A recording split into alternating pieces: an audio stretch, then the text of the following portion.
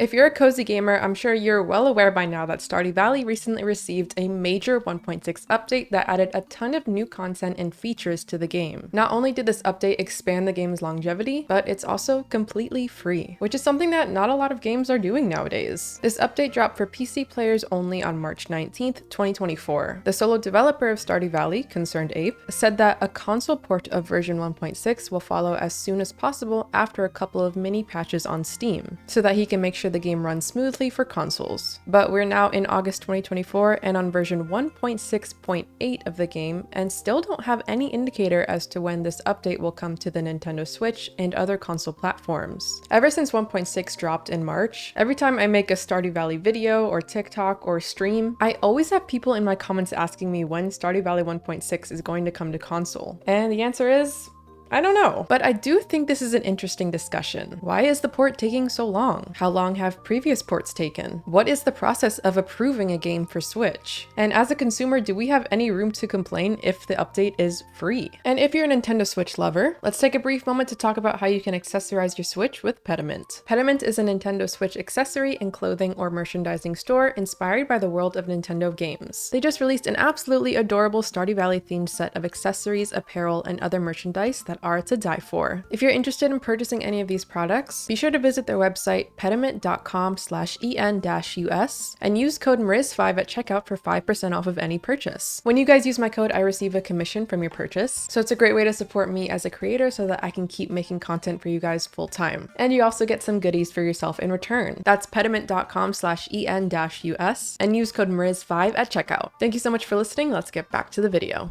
First, let's discuss why Stardew Valley was released on PC first. Because wouldn't it be better for everyone to experience the update all together as a whole? Well, in a perfect world, yes, but unfortunately that's just not how it works on the developer side of things. As a gaming content creator, I only know the smallest sliver of information on this topic, but it's still a little more information than the average casual gamer might know. And I'm sure there are a lot of you out there who are curious about it, so let's talk about it. From my understanding, Concerned Ape and other indie developers do updates this way because it's much easier to patch bugs on Steam's back end of things than it is on the Switch back end of things, or any other console. A new game will typically go through the following process between being made and being released to the public. Once the project is near finished, the developer starts a closed beta with a few trusted people. Sometimes there will be an open beta or public early access, which is a topic that I just did a deep dive on in my last video, so be sure to check that one out after this one. Concerned Ape did not take part in releasing an open beta for Stardew Valley 1.6, which I personally think is a good call. Then the game or update releases. Concerned Ape knew there would be bugs after release, so he released 1.6 for PC, where it's much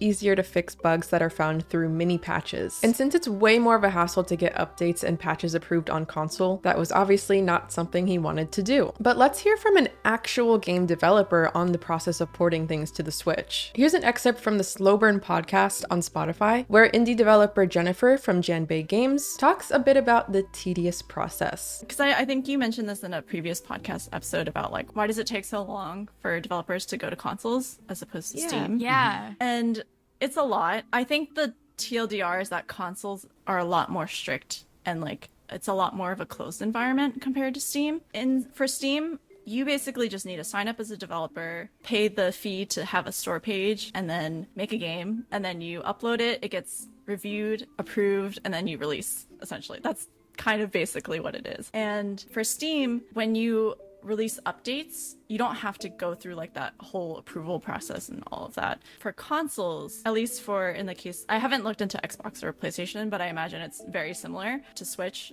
is for a Switch developer, you actually have to apply to be a developer for Switch. And so it's basically like filling out a job application.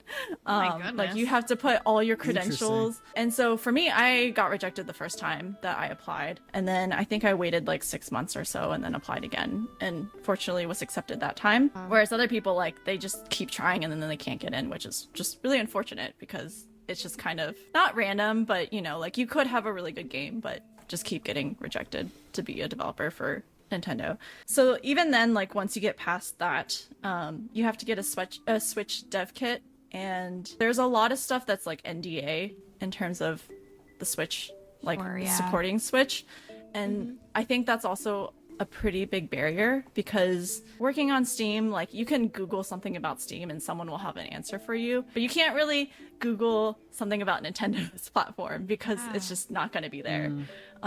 So I think that's kind of a bit of a tricky part of it as well. And then Switch in general, I guess their approval process is very, very strict. For Steam, they'll play through it and they'll give you suggestions of things you should fix. And so like, you know, I'll go through and I'll fix those things. But for Switch, and I imagine other consoles, like if you have something wrong, they will fail you right off the bat for like the smallest thing. Wow. So That is so surprising because there's so much hot garbage. I was on the just gonna Switch say eShop. that. There's so many bad games. yeah, it's weird. I don't really know, like, you know, maybe because they've shipped a lot of games. Yeah, like I know that it's very, very strict. Like you could have an icon for like, you know, like one of the Joy-Con buttons be slightly off and they're just like, nope, we'll fail you for that. Oh. Yeah. So it's tough. So yeah, I think hearing the point of view from an actual game developer themselves puts a lot of things into perspective. There are a lot of factors that are sort of out of the developer's control that hinder the process of porting games to console. At the time of recording, it has been 5 months since the Stardew Valley 1.6 update released on Steam, which is admittedly a long wait time. But how long have previous Stardew Valley ports taken to get to console? Well, let's take a look at the previous update, Stardew Valley 1.5, for example. Stardew Valley 1.5 introduced a plethora of new features, including a new world area known as Ginger Island, new endgame content with key quests, a new dungeon, new music, furniture items, and various quality of life changes. So it was quite a big update. Stardew Valley 1.5 released for PC players on December 21st, 2020, and was released on Switch with version 1.5.4 on February 11th, 2021. Only about 2 months of wait time. So what gives? Why is Stardew Valley 1.6 taking over double the amount of time? The only thing that I can think of is that with the 1.5 update, most of the updates took place in an entirely separate area and didn't really affect the core gameplay elements. But version 1.6 introduced a ton of new elements to the core gameplay, basically creating almost an entirely new experience from the beginning. So I'm sure there is a lot more that goes into perfecting this kind of update than an update that is totally separate from the core game, if that makes any sense.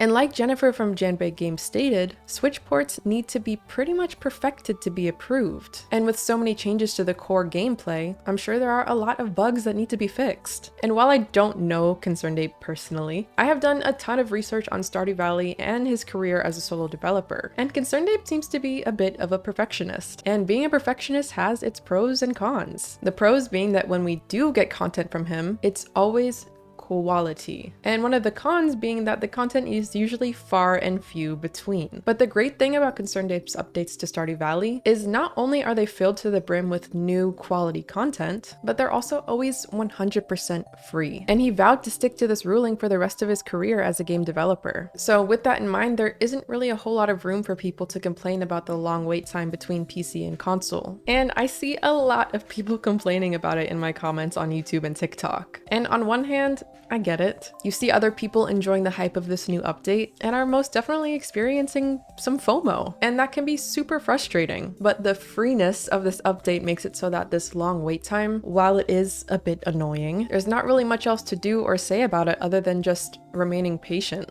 and reminding yourself that when it does come out, it will be absolutely free and well worth the wait, because the update genuinely adds so much to the game. Please let me know your guys' thoughts on this topic in the comments down below. I think this is a super interesting topic to discuss, and I would love to hear all your thoughts about it. Thank you guys so much for watching, and I will see you in the next one. Bye!